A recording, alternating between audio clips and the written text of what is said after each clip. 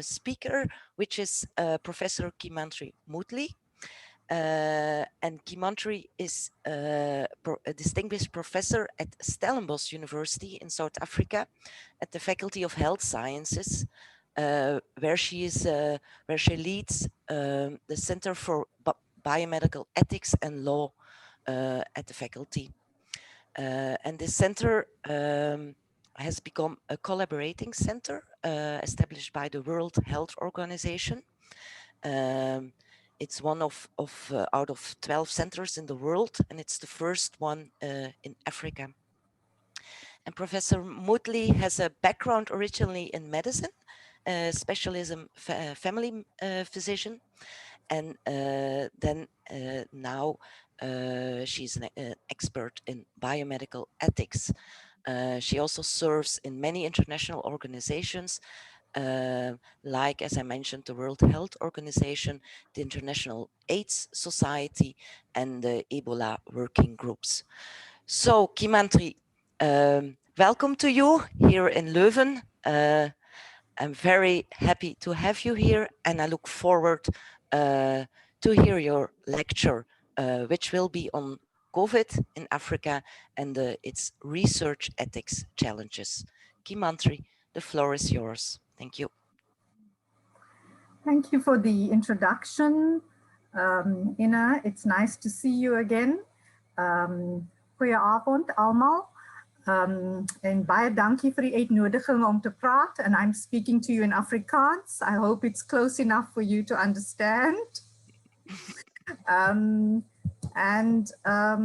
going to share my screen with you now. So you can just please tell me if you can see my slides. We can, absolutely. And I will continue.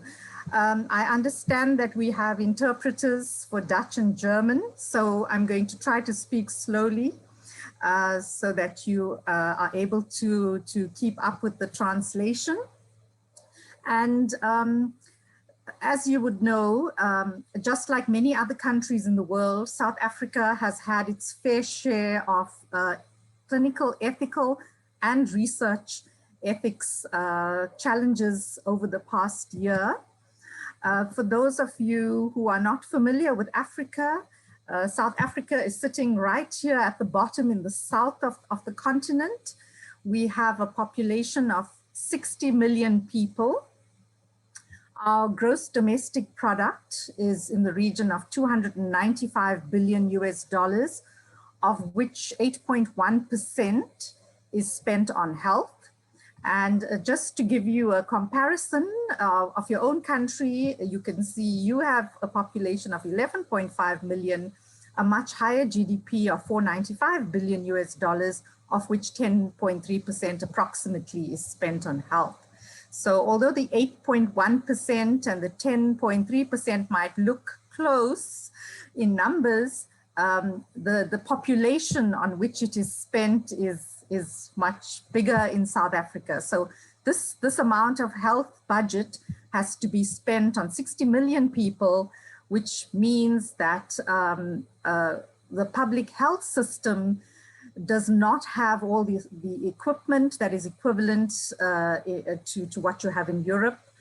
Although we do have a private health sector, which is similar to many high-income countries in terms of its facilities, its quality of care, as well as its hospitals. And unfortunately, the private health sector treats only 20% of our population, whereas 80% of the population is treated in the public health system and the public health hospitals and clinics throughout the country.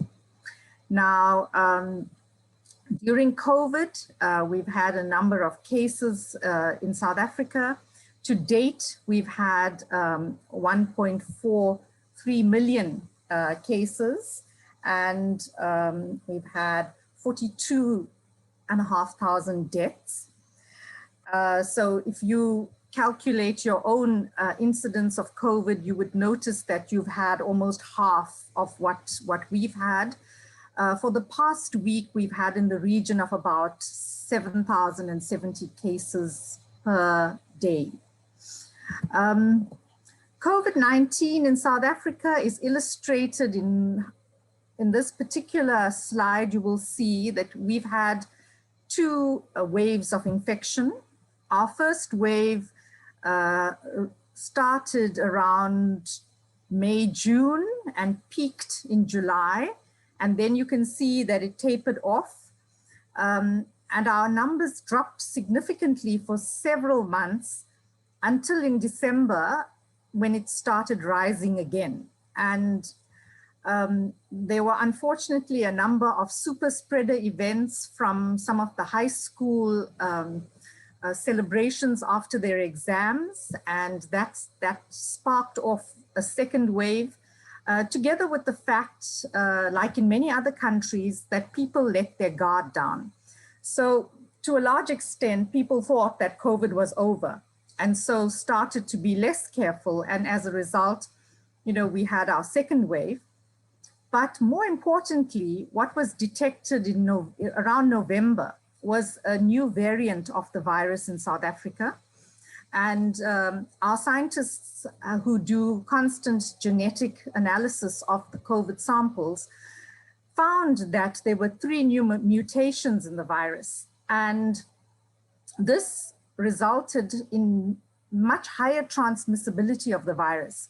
So the transmissibility almost doubled from the first wave. So if you look at the peak of the first wave in July, compared to the peak in December, January of this year, you will see that it had doubled because the virus became more transmissible.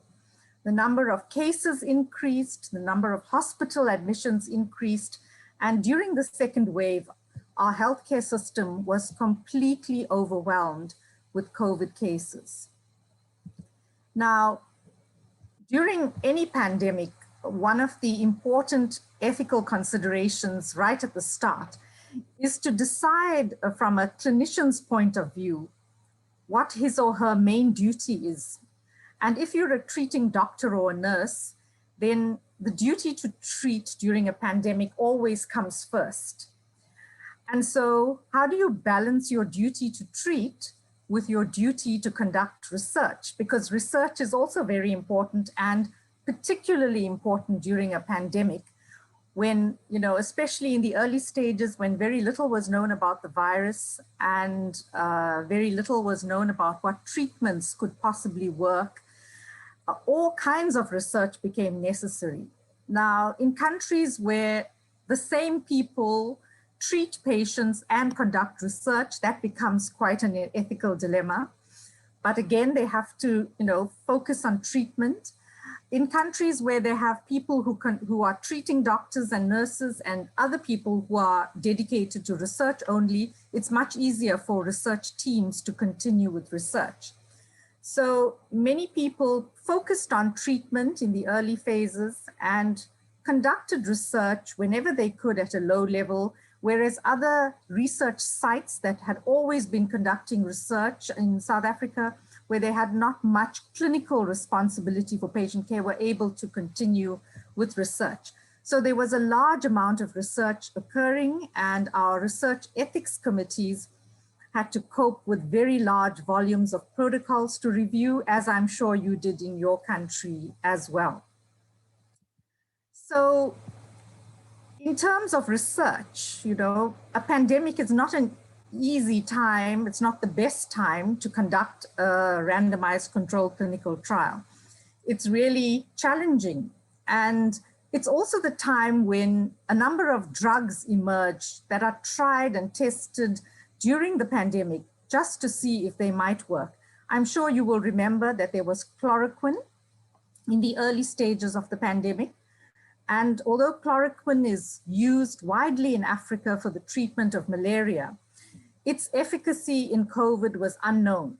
There was a stage early in the pandemic when it was thought that chloroquine might work. It was certainly not registered for use. And the reason people were starting to use chloroquine was because there was no other treatment for COVID. And so this is the situation that arises when a disease occurs for which there is no proven effective treatment. It's also not possible to start a clinical trial straight away. And one needs to see if a drug that is used has got a favorable risk-benefit analysis. Now, the World Health Organization developed what is called the Muri Framework, and Muri stands for Monitoring of the Emergency Use of Unregistered Interventions. So many unregistered drugs have been used during this pandemic. But they also require that if you do use these drugs, for example, chloroquine, then one needed to have patient-informed consent. One needed to have a committee, a scientific committee approve the use, an ethics committee approve the use. And of course, the importance here was if you used such a drug, it was necessary to monitor any side effects or any positive effects of using the drug. And so in the early stages, the use of chloroquine could have occurred using the Muri framework of the World Health Organization. In some cases, this happened, and in other cases, it did not. I'm sure many of you will know that when populations are desperate, and even when healthcare workers are desperate, they will use any drug that they think might work. And it's not always possible to get written consent. It's not always possible to get an ethics committee to approve the use of the drug. And given that the research ethics committees were really very busy during this pandemic with other protocols, it was very difficult for ethics committees to also go and approve other research of unregistered drugs. So to a large extent, this is an ideal framework that can work in a country that has sufficient resources during a pandemic or in non-pandemic times. But in many low and middle income countries, it's not always an ideal framework to use because to a large extent, it's simply impractical. And of course, I'm sure you've heard about the use of the other drug, Ivonectin. Now, Ivonectin is a drug that is usually used against parasites. It's used widely for animals in the veterinary world. In South Africa, it's a drug that is not registered for use in humans. In other countries, it is registered to treat certain diseases like scabies, head lice, and other kinds of parasitic infections. But in South Africa, our regulatory agency had not approved this particular drug. In spite of this, it was widely used by people. It was used by doctors, even though it was technically illegal. And people started to import the drug from other countries. People who were in Dubai, there was a passenger found at the airport with thousands of tablets in his bags. And then, of course, there was a black market that developed. And so the drugs became very expensive and desperate people were paying 500 Rand to, in some cases, 3,000 Rand for the drug. So I'm quickly trying to reduce that to euro, and it would be like around maybe 15 euro a tablet for this particular drug that was not registered. And it was as a result of considerable pressure from scientists, from clinicians around the world, and from local doctors who felt that the drug is working. They felt it has a low side effect profile and it is worth the risk of using to prevent death. And during our second wave, there were so many deaths in the country, and even now we continue to have many deaths. And so the risk-benefit ratio, to a certain extent, justified the off-label use of this particular drug. As a result, our regulator has only yesterday given approval for compassionate use of this particular drug, mainly in an attempt to kill the black market because people are buying the drug anyway and are paying exorbitant prices for the drug. Now, this reminds me of how research happened in the early days. So if we go back to the 18th century, we know that there were no randomized controlled clinical trials. The 18th century was to a large extent what we call the preclinical trial era. And there was a great deal, people, general practitioners, doctors, used to test medications out on their patients because they weren't sure whether they worked or not, but they would test it on a few patients, and if it worked, then they learned by trial and error that a particular drug was good for a particular disease. Some of you will remember that in the 1700s, this happened to a large extent. We know in 1796, as you can see in this picture, Edward Jenner, who was a general practitioner in the UK, is seen here inoculating an 8-year-old boy with cowpox. Now, this was one of the ways that he used it was a form of immunization, a form of vaccination. And the doctors at that time had no data from clinical trials. But what they knew was that if you got smallpox, then your chances of dying from smallpox would be in the region of 1 in 7. Whereas if you got inoculated with the cowpox serum, then you had a chance of death of 1 in 100, which meant less people would die if they used the cowpox to inoculate them and to almost as a form of vaccination to protect them and to stimulate the immune system. And so this happened widely, and it was only much later that proper clinical trials for smallpox continued. And this is a very important historical event in the world of vaccination, because as a result of the early efforts of ordinary doctors working on a trial and error basis and trying new things out, smallpox eventually became one of the first diseases to be eradicated in the world, and largely as a result of widespread vaccination. For those of you who are familiar with research ethics, you will know that the Belmont Report speaks about a number of principles, with respect for autonomy being quite important, as well as the other principles around beneficence, non-maleficence, and justice. And you can see, if you look at the picture of Edward Jenner inoculating the little boy, one would question whether the autonomy of the child was respected at all. So the little boy had no choice. But this is what happens when you have a crisis or you have a pandemic. To a certain extent, individual rights are limited for the greater good and for the public interest. And so many of the research ethics principles that were practiced in pre-COVID times were challenged during this pandemic. And in many respects, we had to move over from using our traditional approach to research ethics based on individual good to looking at public health ethics as it applies to populations, and to looking at what was in the common good and what was in the public interest. And so in many respects, our individual rights were limited, and rightly so.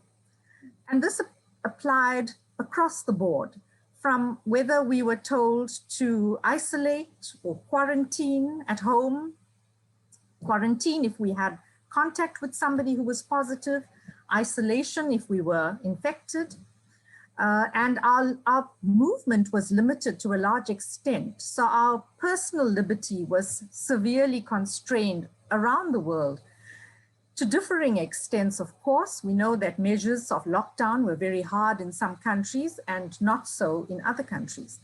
Even today, in 2021, we are seeing countries in Europe needing to go back to a hard lockdown because the virus is out of control and people are being infected and people are dying.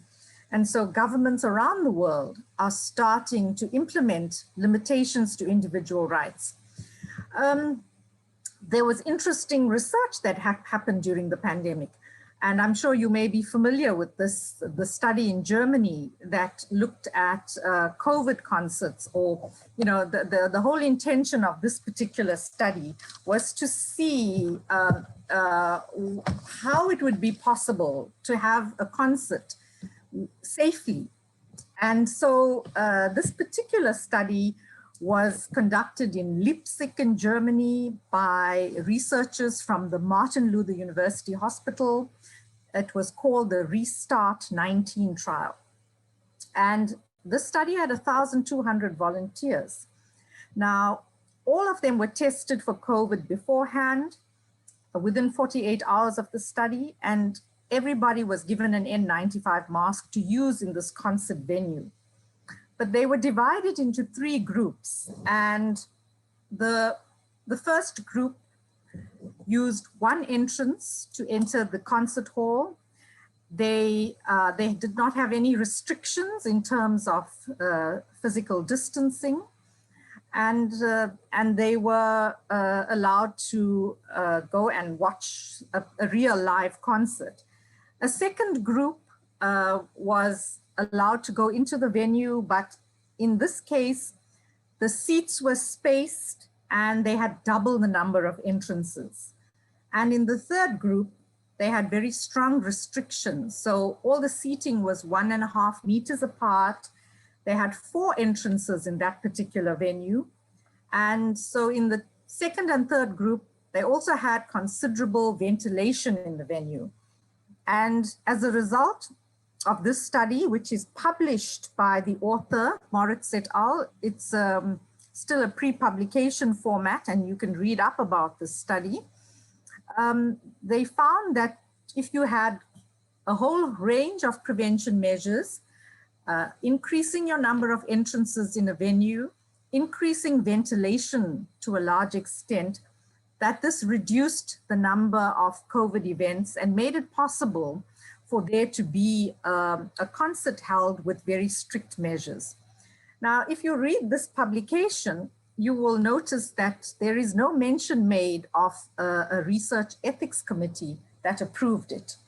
And so imagine today, or in pre-COVID times, if this protocol had come to your research ethics committee, would you have approved it? Especially because some people were being placed at risk of infection, the first group in particular, by not implementing the standard prevention measures of distancing, etc., during COVID. And so this is a really interesting study, and this is the type of research that happened during the pandemic. Now, there were a number of other types of studies that also occurred during the pandemic. And so there was a paradigm shift that became necessary in terms of how protocols were reviewed by research ethics committees. So we know during pre-COVID times, we've always had very strict rules around how we review protocols, how research is conducted. And in South Africa, we certainly need 3 copies of written informed consent. But we know that during the pandemic, there were many, many challenges in terms of obtaining consent. In some cases, even for social science research, people had to do interviews via Zoom or Teams. And there was also a need to do research or to get consent online. So one had to find new ways of doing, of obtaining consent using, you know, in some cases, digital formats. And of course, in many other cases, research had to be placed on hold where it was not possible for research participants to come to the site. And there were many, many changes that became necessary. There was research happening in intensive care units during this pandemic, largely because it was necessary to get information on why people were dying in spite of being in an intensive care unit, in spite of being on a ventilator. And this particular study that we published during the pandemic discusses the type of consent that was necessary for critical care research after a patient had died in an ICU. And In this particular case, the research team applied to the ethics committee for a waiver of consent, simply because it was practically very difficult to get consent during this time. Now, many of you will know that if you were in an intensive care unit in a hospital during COVID, especially during the peaks, there were no visitors in the ICU. So family members were not allowed to visit. The patient was ventilated and not able to speak. And so obtaining consent from family was really difficult. One option could have been telephonic consent, but this was really difficult because if a patient died in an intensive care unit, the telephone call to the family would have been to tell the family that a patient or their father, mother, brother, sister had just died. It is not possible in the same conversation to ask for research on the person who has just died. You have a very emotional family member on the other side of the telephone. And in South Africa, there are also many linguistic challenges because there may be language barriers between the family member and the doctor or the nurse who is phoning. And so communicating research-related information on the phone could be regarded as insensitive and completely impractical. However, there were some ethics committees that refused to grant a waiver and insisted on some type of telephonic consent. And in many cases, this did not work out well. It was simply impractical. And the only way to do the research under the circumstances would have been with the waiver of consent. And so we published an article arguing on ethics grounds for a waiver. Another publication occurred in the South African Medical Journal shortly thereafter. And here one of our legal experts argued for the need to waive consent on legal grounds. And this argument was based on the fact that in the public interest, one could justify the waiver of consent. So in some of the studies, it was important to take tissue from the lungs, from the liver, from the kidneys by a limited biopsy after death. Their postmortems were not being done because of high risk and lack of PPE. So in the absence of postmortems or autopsies in the country, limited biopsies needed to be done to collect information to understand the basis of the viral infection and why it was killing people so quickly. And so there were both ethics and legal grounds for why consent could be waived in this type of research during the pandemic. Now, there were also a number of clinical trials that were conducted in South Africa, and the Oxford AstraZeneca COVID vaccine, which is now widely being used around the world, was trialed in South Africa. And it was an interesting study. There were a number of almost 2,000 participants in South Africa, and some were given the vaccine, the experimental vaccine, and some were given placebo.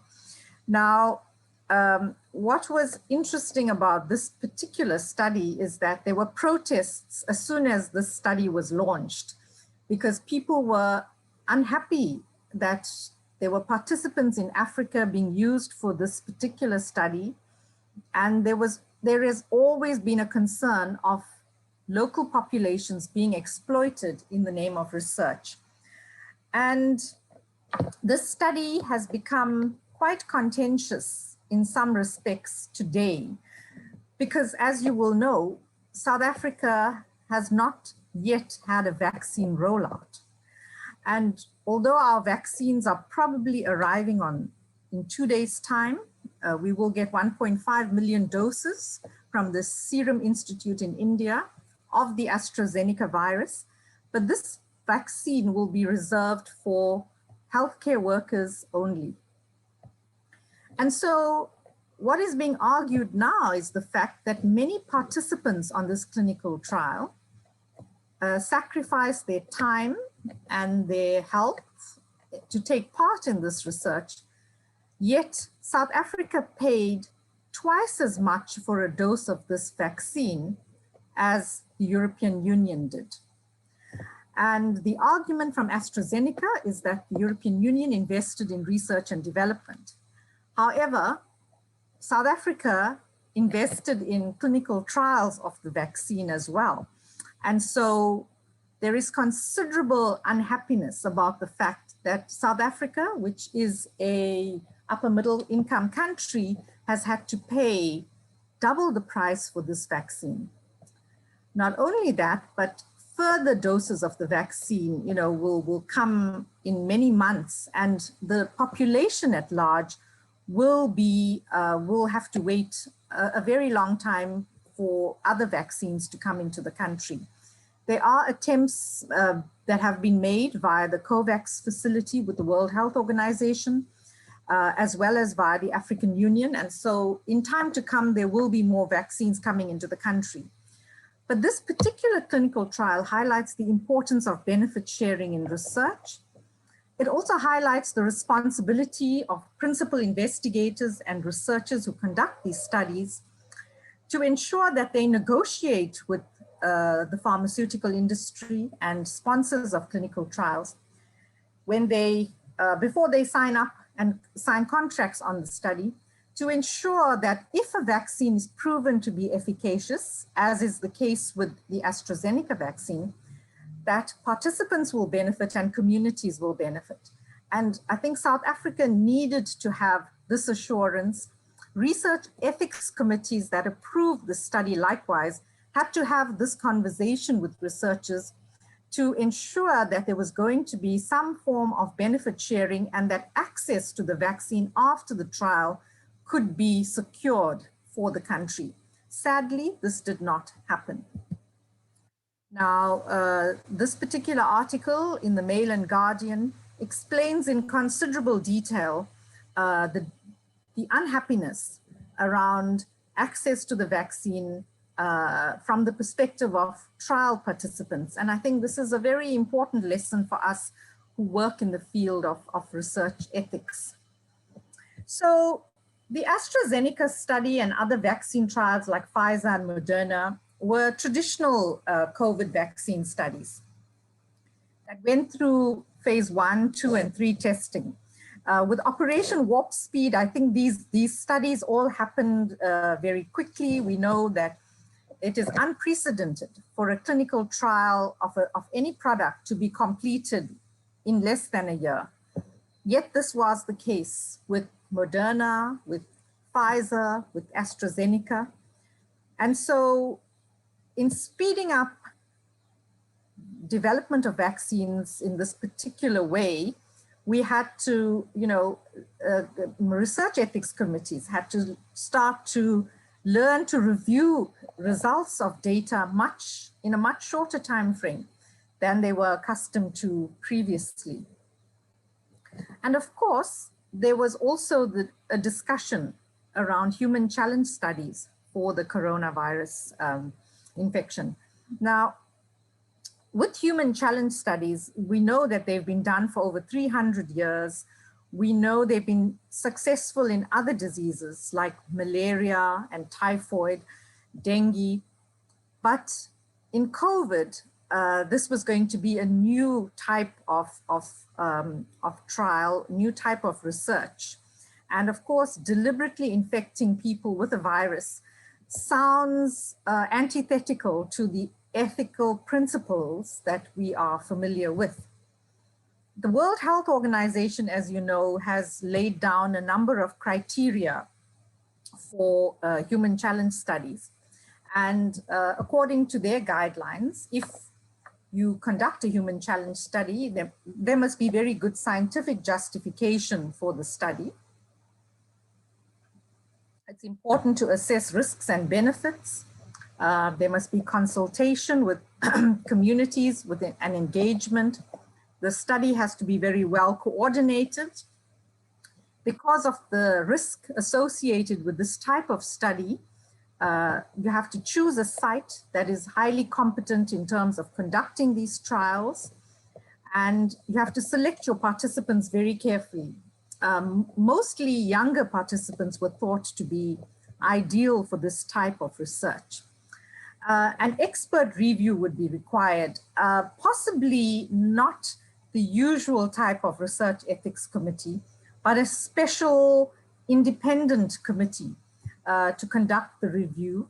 And of course, informed consent had to be very, very detailed. One had to be clear that participants fully understood the risk that they were going to be exposed to by being deliberately infected with the virus, for which there was no treatment. Now, bioethicists around the world became very, very unhappy about the study. So some were in support of the study and others were completely against it. Arthur Kaplan, who is very well known, said that it was ethical to do a human challenge study in the context of a pandemic because the risk-benefit ratio and the risk of death justified this type of research. He also said that when healthcare workers work on the front line, exposing themselves to the virus, we accept that type of risk. So why could we not accept the risk of a human challenge study?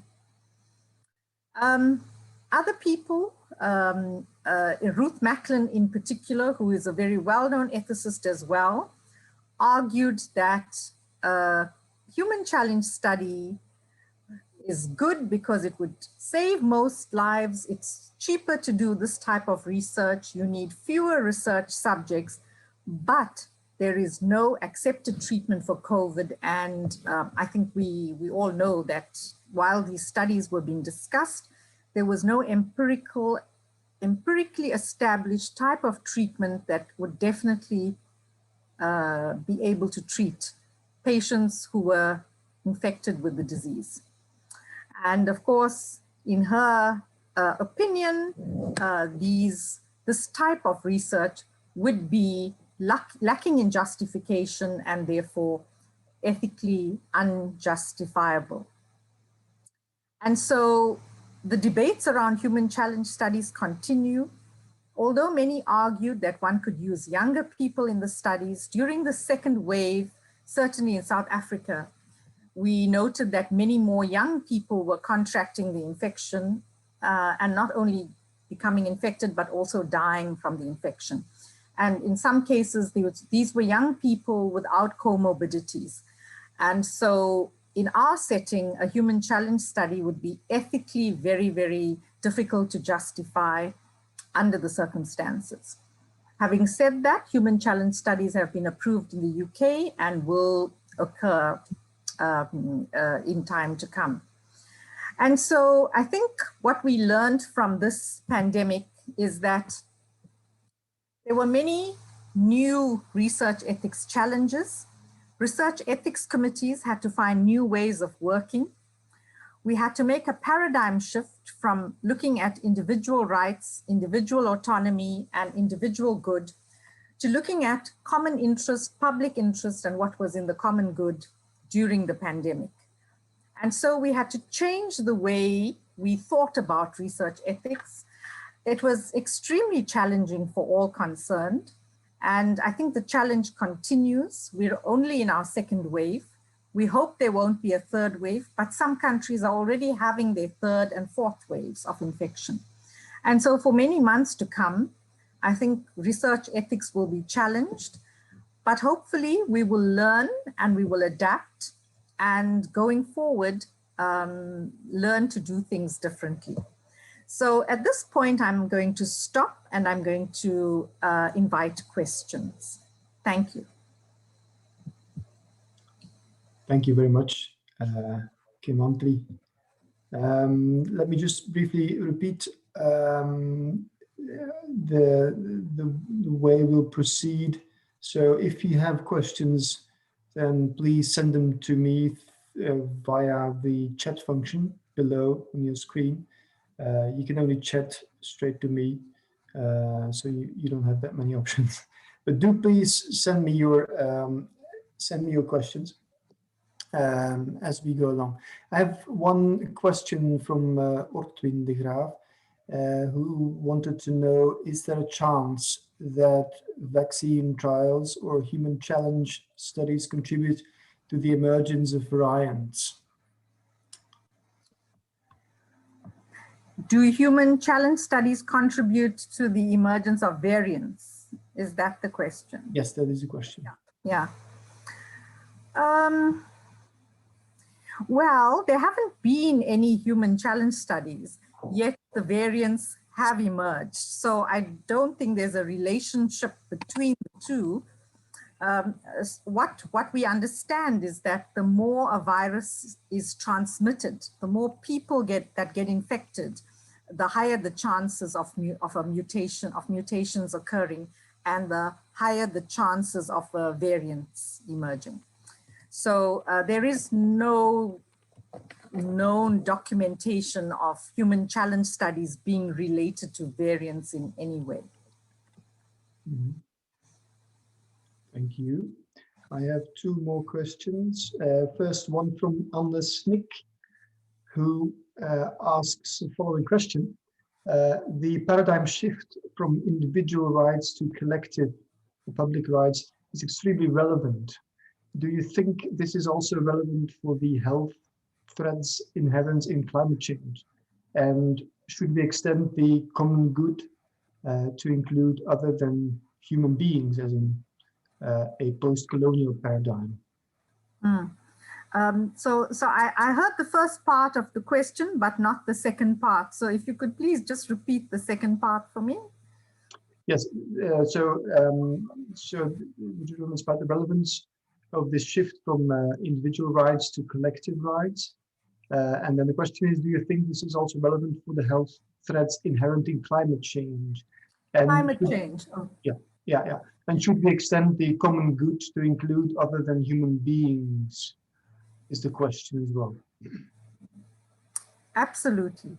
I mean, if you think about the pandemic, it has raised a number of issues around climate change. And because people were not traveling, especially because air travel was significantly limited during this pandemic, we've already seen the impact. I know the Himalaya mountain range in India became visible from the northern part of India for the first time in 30 years. And that in itself goes to show what an impact there is, when international air travel is reduced significantly. We know that it became very evident during the pandemic that we are, and I think if you think about an ethics of responsibility, this is very important in the African context and in South Africa in terms of our philosophical systems as well, because there is an interconnectedness as part of the belief system between all humans, but also an interconnectedness between humans and animals and plants and the environment. So the African philosophical thinking revolves around an importance of protecting resources, protecting human relationships, and living in harmony with nature and with animals and with plants, and being able to look out for each other. So I think that philosophical basis in Africa is really important. It is very much, it's a traditional concept. It is not prevalent in all parts of Africa, and in some urban settings, younger people who have adopted Western, so-called Western values have, changed in terms of their outlook. But certainly it's very much a tradition, especially in older people and in the more rural, conservative areas of South Africa and some other countries in Southern Africa. And so there have been such important lessons from the pandemic for us in terms of human relationships, but also in terms of our relationship with the environment and learning how to preserve the planet, I think, and that is for future generations in terms of the concept of intergenerational justice. So I think, that is a really important concept and learning out of the pandemic. Thank you, Keymanthri. I have one special request from a certain Annaluz who wanted to ask a question directly. by talking. So Annelies, please. Yes, thank you very much.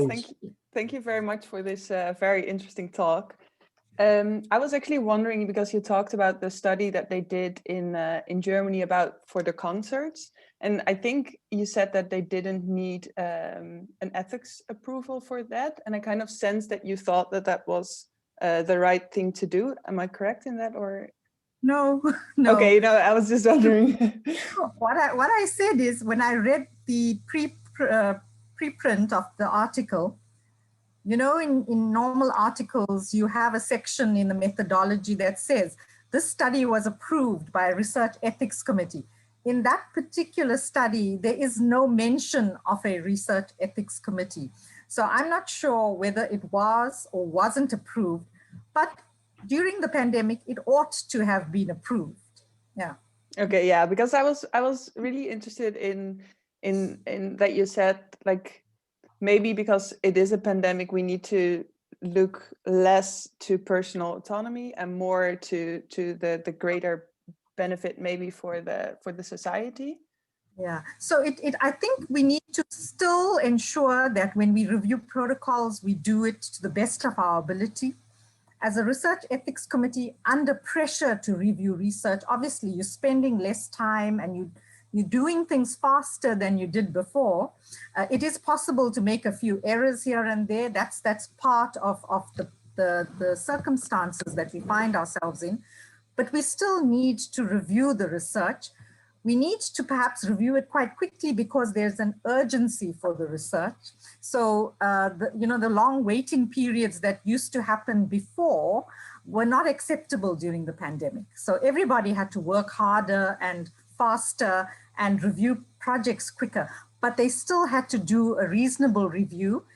It's just that, and you could raise questions with the researchers, you could discuss things with the researchers, but one had to be practical in terms of what one expected from how you would get consent. For example, it may not have been possible to get somebody to witness the consent, or you may not have been able, to get consent in some stages. So one had to see, what other mechanisms could you put in place.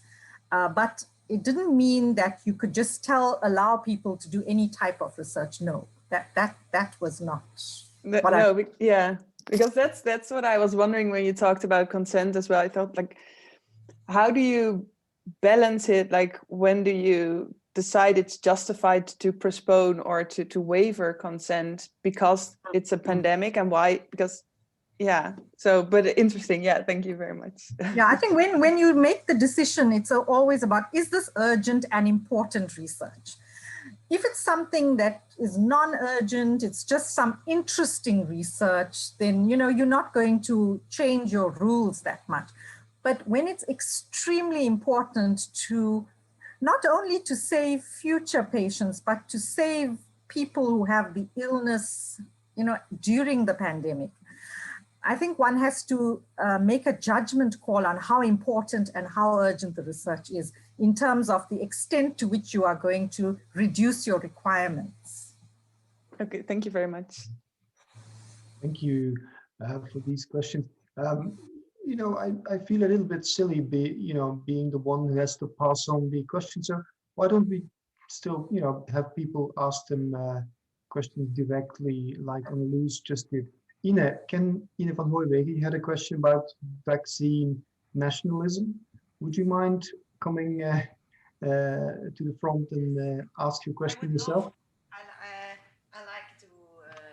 like it more to speak directly to Keymanthri. Okay. Thank you very much for your beautiful lecture, Keymanthri. I'm sure you have been super busy in the past year, being involved as an academic in setting up these important new challenges for research ethics, not only in South Africa, I think, but also also internationally. So I have a question also as well on the clinical trial of AstraZeneca, because of course I totally agree that it's very important for public trust to have a type of return of benefit or benefit sharing for the people who participate in trials or in general in biomedical research. But at the same time, reflecting on this particular case of vaccine clinical trials, I also wonder whether this also doesn't contribute to vaccine nationalism. So the I would say the geopolitics that's ongoing at the moment between nations fighting for vaccinations. And my question is, what can be the role of bioethics and bioethicists in this? And do you see opportunities of moving beyond this vaccine nationalism? Mm-hmm. Yes, so that's a really important question. And, you know, during the pandemic, so many people spoke about solidarity. And I think there was a very important phrase that was repeated all the time, is that nobody is safe if we are all not safe. And so the concept of solidarity during the pandemic has been important. Yet, as soon as vaccines became available, we saw all the high-income countries stockpiling, you know, pre-ordering vaccines. Some countries like Canada ordered 5 to 7 times more than what they actually need for their country. And how can you justify that? I mean, there was a, you know, what we needed was for the World Health Organization to play a bigger role in terms of setting some rules for the quantities of vaccine that could be ordered in the first place, you know, because it's very difficult for us who sit in low-income countries to have to watch on television how other countries are receiving the vaccine. And yet, you know, we're in a queue, and we know that in many cases, we will be last in line to actually get vaccines. And even when we do get them, we get such small doses, you know, so few doses. So I have PhD students throughout Africa, and we were chatting yesterday. And I think Zambia is only getting 20,000 doses. Botswana has got no doses and no plan to get any doses. So if you, I mean, South Africa is actually, you know, quite advantaged to be we're getting 1.5 million doses, you know, sometime next week. But there are so many countries that are much worse off than us. And it is completely unacceptable that this can happen in 2021, that we find that, you know, they're stockpiling and hoarding of vaccines. And if we look at Europe and the USA, I mean, even though there have been massive orders for vaccines, the supply has slowed down. So there are so many more complications relating to the second dose of the vaccine and whether people who receive the first dose will get their second dose in time or not. So even though there was this massive over-ordering of products, of vaccines, it still hasn't worked out well, even in the high-income nations. You know, so in some respects, when we sit in Africa and we watch the rest of the world, we also think, well, maybe it's good at one level, because then we can see if there are going to be any serious side effects from the vaccine. This time, we won't be the guinea pigs for this. You know, this time we're going to watch in the USA and we'll watch in Europe and see what side effects are going to arise. And, you know, it helps us to also think and make up our minds better about vaccine acceptancy. So that was sort of one minor advantage. But on the other hand, you know, people are dying, the infection is spreading, and everybody is desperate for a vaccine. So yeah, there's a a serious amount of work that needs to be done by bioethicists, especially, and I've had this conversation with the World Health Organization in terms of the role that bioethics plays even at the World Health Organization, because I believe they have a bigger role to play than what is happening at the moment. There are these now 13 collaborating centers in bioethics around the world. The question is, what role were we, even asked to play in this pandemic? Some of us were involved in working groups, etc. But there was a huge amount of ethics work to be done at a global level. And I don't think that was done. Okay, thank you, Ina, for your question. And thank you, Keymanthri, for your candid answer. Next is Mamelo Sequata. Mamelo, would you like to? Yes, certainly. Certainly. Thank you, Keymanthri, for a very interesting presentation, my fellow South African. My question actually ties up to that of Ine, who have just spoken now, to say that, what happened to South Africa is sad, exposing the population to the burden of the disease with so little evident benefit coming back to them in terms of accessing the vaccine. I know that His Excellency, our President Cyril Ramaphosa, even mentioned this in his statement. I believe, to me, it is a clear example of distributive injustice. And this is not the first time that it happens in Africa. And in fact, in Africa, we seem to be promoting this view of Africans being exploited and being used as pinagates. So surely I expected our ethics committees, which I believe are well-trained and equipped, to be on a lookout for critical ethical principles such as this. In my mind, they should have or could have expected that something like this would happen. And maybe be conscientized or be sensitive enough right at the beginning when they were reviewing protocols to see if there were any pre-contracts that could come up or accompany the applications that could secure some kind of a benefit after the trial. So my dilemma is, how is it that our ethics committees, which are trusted to protect South Africans, overlooked this critical ethical principle? Thank you. Yeah.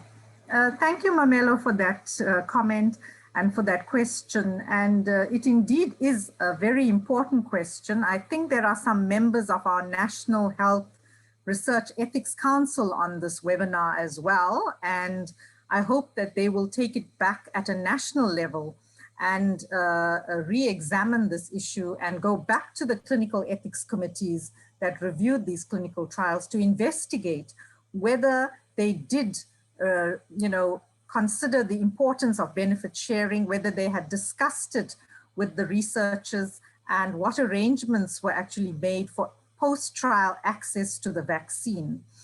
So yes, there's a lot of work to be done. Thank you. Next question is from Katrien Schouwbroek. Katrien, are you there? Nope, doesn't seem like she is. Then we'll go to Zeynep. Oh no, Katrien is there. I just saw Katrien. Yeah. She was standing to someone else. Yeah, there she is. Katrien, yeah. A childcare problem, but it's solved. I had a question that was actually in line with the previous questions, but it's a question for information about how vaccine trials work and whether it isn't it common practice that people who participate in a trial get the vaccine for free afterwards? I know that was the case in the HPV virus vaccine, but maybe that isn't common practice, but it should be common practice, of course. It's so outrageous injustice in South Africa. Well, it isn't common. It is not common practice for many other drugs as well. In some trials, there is compassionate use allowed after the study, But because there is usually a long delay between the clinical trial and the registration of any product, we know that can sometimes take 3 to 4 years. So the post-trial access is not always possible because it's technically an unregistered drug after the trial. But in this particular case, because everything was speeded up and because there was emergency use authorization of the vaccines, you know, shortly after the trial, it was possible to negotiate for access upfront. And also to not even free vaccine, but at a reduced price, because I think what is really upsetting to many South Africans is the fact that we are paying twice as much for the vaccine as Europe is. And that for me is unconscionable. Okay, thank you, Catherine, thank you. Zainab, I have a question here about ordering mandatory vaccination. Zainab, would you like to ask your question yourself? Sure, I can ask. First of all, thank you, Dr. Moodley, for your lecture. It's been very interesting. I was wondering, since Belgium, but also other countries, there's a lot of distrust towards the vaccine. And since it is important that at least 70% of the population gets vaccinated, I was wondering if, what's your idea about mandatory vaccinations? Is it ever justified? That's a good question. It's a very important one that we're all discussing in South Africa now. I suppose legally mandatory vaccination is possible in South Africa in terms of the regulations in our Disaster Management Act, which is specifically related to the pandemic. But the preference is to rather engage with the public and to educate and to share knowledge and to encourage people to be vaccinated. It's a better route to follow than the legal route. So we hope that by starting off with good public engagement projects, that it will help people to understand the vaccine better and to accept the vaccine. I think one of the biggest challenges will be the healthcare profession itself. Because even among healthcare professionals, there may be about 20 to 30% of people who may not accept the vaccine. And I think that becomes a challenge, especially if you think about people working in a hospital. What would we do if nurses and doctors working in a hospital, working in a high-risk environment would not take a vaccine? So there's also a whole range of occupational health law, we have the Labor Relations Act, we have various legislation in the country. And I think our constitution, which is the highest form of law in our country, states that everyone has a right to a safe working environment. So if we think about that sentence very carefully, it says everyone has a right to a safe working environment. That means the employer and the employees. So if you think about a working environment where a few people are refusing to be vaccinated, we could have, pushback from other employees. The employer could be unhappy. So it's important. The type of work people do is also important. So, if you are exposed to others, if you are placing others at risk, and if you are unable to work from home, your job requires you to be present and to work with other people, then there would be, a bigger argument for mandatory vaccination. People may object for a whole range of reasons, but even there, one has to be very clear about the reason for refusal. So you may have a health reason for refusing the vaccine, which could be a justifiable reason. You may have a religious reason for refusing a vaccine, but then legally, you would have to prove that your religion specifically says somewhere in its scripts that a vaccine is not part of your religion or not accepted as in your religion. So even if you claim a religious reason for not taking a vaccine, you would have to justify and prove that your religion disallows you the use of a vaccine. So there are a whole range of ethical issues around mandatory vaccination, and then there are some legal issues as well. If we think about it, I'm sure in time to come, the airlines are going to require evidence of vaccination. And so we already know that when we travel to certain countries, we need a yellow fever, immunization card. So there's a precedent. So international travel may require us to have a vaccination, and certain occupations may require it. So I think one needs to first try the route of community engagement so that one dispels, there's a lot of misinformation circulating about vaccines, and the internet and social media does not help this, it makes it worse. And so if we get good public engagement and people to understand and to build trust in the health system, in the government, in science, then I think, we can try to get work towards herd immunity. The crisis always comes where people are refusing vaccination and it becomes a threat to achieving herd immunity. I think at that point, there's a very strong justification for mandatory vaccination. So I suppose we'll have to see how things emerge, but the first approach is to try to encourage people to use the vaccine voluntarily. Thank you. Ortwin, you had a question about specific cultural obstacles to vaccination programs in South Africa. Yes, we did largely. Thank you, Dr. Moodley, for this very inspiring lecture and conversation. Ortwin, it's very hard to hear you. Can you come a little bit closer to your microphone? Is this better? Yeah, that's better. Yeah, yes. Sorry. My question really ties in with what Zeynep was just asking, and specifically also with the tail end of your answer. A question of specific cultural issues of vaccine hesitancy that may be specific to South Africa, and tying in with the general theme of this lecture series.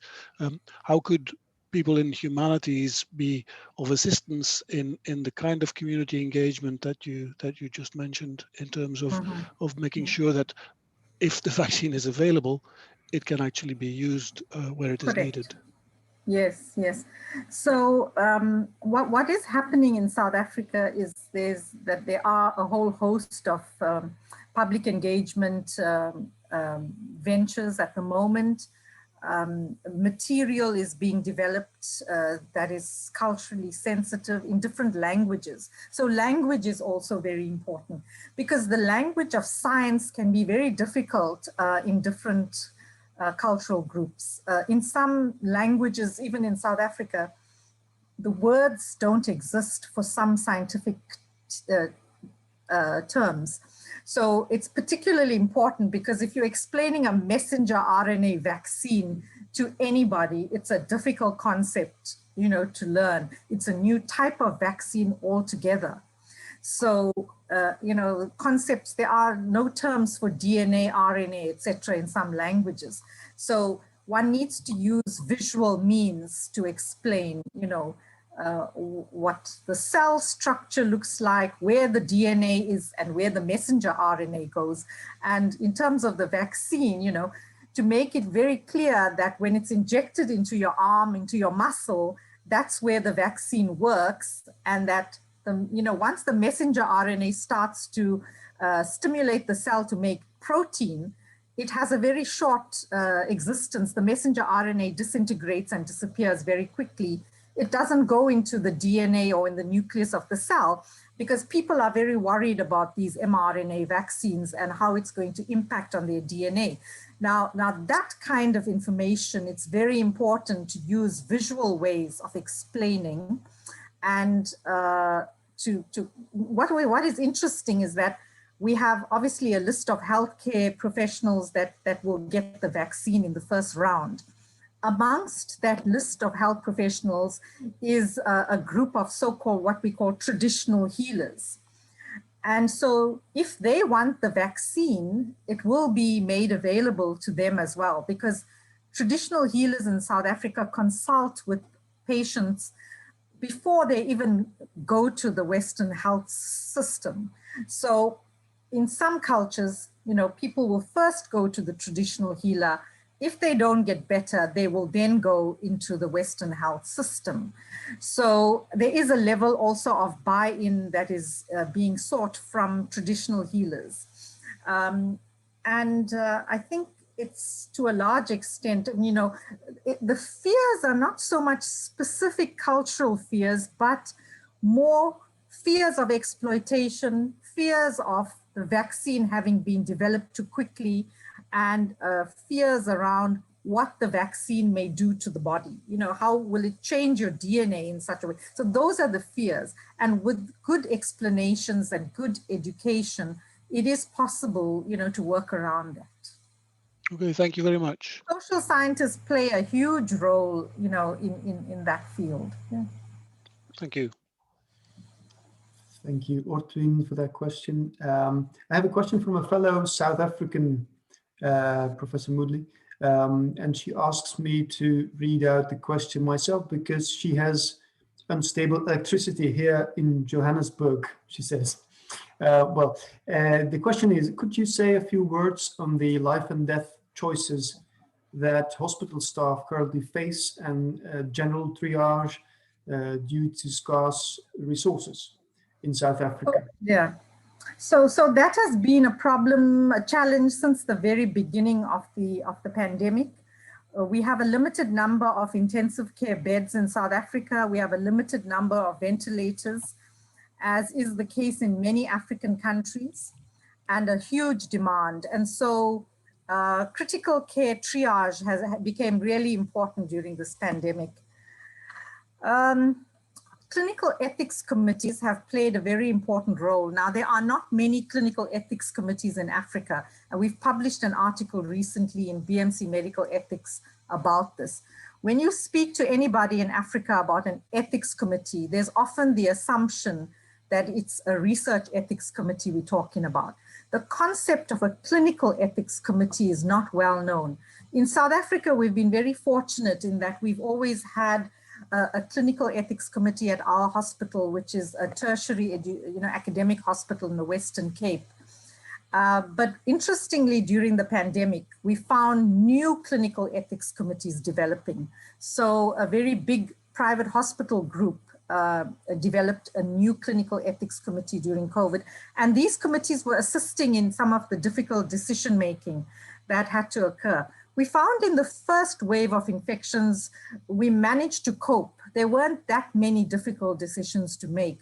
But in the second wave of infections, when the numbers really increased and when hospitals were completely overrun, what we found was that people were not able to stay long enough in ICU. If you were admitted to an ICU bed and a ventilator, and you were not making good progress after about a week, then there were 4 or 5 other younger, more people with a better prognosis that required that bed. Decisions had to be made around withdrawal of ventilation. And it's a very, very difficult decision to make. But also what was important was that community engagement was important. So, and informing the public that this was a possibility, so that when a patient got admitted into an ICU, the family had to understand that the patient was going to have what we call a trial of ventilation. In other words, it didn't mean that the patient was going to be ventilated forever or for long periods of time. It meant that if the person did not make good progress and was not improving, and the condition of the patient was becoming futile, that it would be necessary to take the patient off the ventilator to allow other patients with a better prognosis to use that scarce resource. So that was quite a bit of clinical ethics work that happened during the second wave. Mm-hmm. Thank you. Well, Vanessa, I hope your question has been answered. If not, please let me know. And I move on to another question. I think we have room for maybe 5 more minutes of questions. There's a question from Karin Passman, and she says, the problem arises if the public interest is seen in contradiction to the personal good. The diminished personal liberty is a price we all have to pay in order to get over a difficult situation. So does Professor Moodley agree with this outlook of an unnatural and unwanted division between the personal and the common good?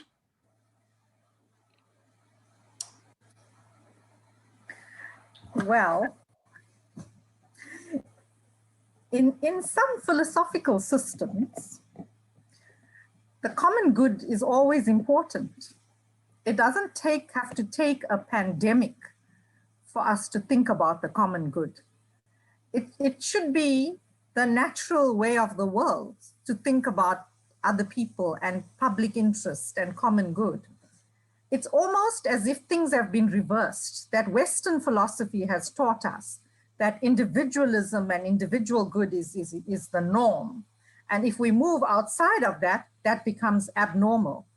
And I think during the pandemic, we need to think about that. Is that really the way things are? Are we moving from what is normal to what is abnormal, or are we moving from what is abnormal to what ought to be normal? And so as we live as humans, we've possibly got it wrong. The whole aspect around individualism, because if we continue with we can see in the countries where individualism is very, very highly valued, that the pandemic is at its worst. Yeah. So that should tell us, I mean, if we look at the USA, yeah, and see how badly the pandemic is managed and how people are insisting on exerting individual freedoms, wherever that is happening, the pandemic is just getting worse. And then we look at other countries like China, where individual liberties are severely restricted during crises. And they are able to control and contain that infection much quicker with less loss of life for the betterment of everybody. Mm-hmm. So the pandemic has raised many questions about democracies, mm-hmm, how they function, about the exceedingly emphasis we have placed on individualism. Mm-hmm. Mm-hmm. And I think that is something we need to rethink, you know. Mm-hmm.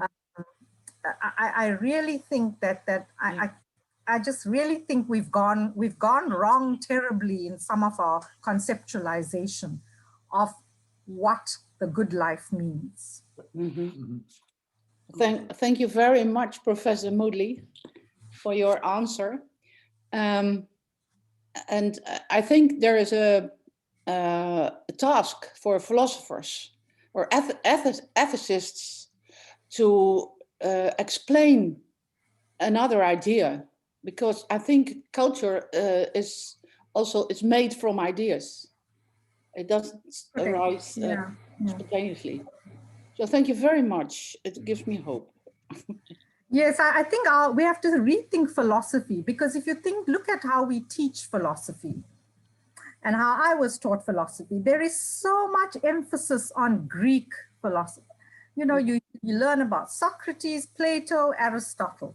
Yeah. Do we ever learn about Confucian ethics? Do we learn about African philosophy? Do we learn about Vedanta, which is very important in India? Mm-hmm. Go into some of those very ancient philosophical systems. Yeah. You will find a lot more about common good and solidarity, mm-hmm, mutuality. Yeah. That is lacking in the very typical Greek philosophical approach. So I think what we teach our students is also important, and we need to review our curricula in philosophy. Yeah, and then it can peter out through the culture. Well, thanks very much. Thank you, Karin. I'm a little bit hesitating because to have another question.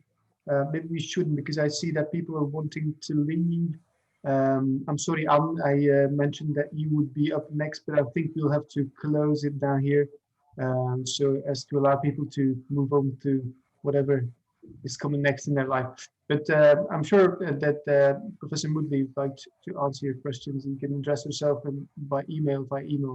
If you Google her name, you'll find her contact details, I think. So let me thank you, Professor Moodley, Keymanthri, for your wonderful talk and your wonderful answers to these questions. Thanks to all the participants and specifically those who asked questions. Thanks for your questions. They're very nice, interesting questions as well. I'm sorry we couldn't deal with all of your questions. There's so many questions here. And thank you again for to the interpreters who hopefully enjoyed their experience a bit. I've been listening to them every now and then, and it sounded Dutch and German, so I think they're doing well. And so thanks all of you for coming. Let me remind you just briefly that we'll be back in March with a talk not on COVID, but on the use of psychotherapy bots for refugees. That will be a philosopher talking, Serif Tekin, an American philosopher. So I look forward to seeing you there again. I would say join me for an applause for our speaker. I don't know how it works in this digital age, but I'm sure you can hear us all cheering for you, Professor Moodley, Keymanthri. Thank you very much, and hope to see you all soon again. Bye bye. Bye bye. Thank you very much. Bye, Ina. Thank you. Thank you. Bye bye. Bye. Bye bye and thank you. Bye bye.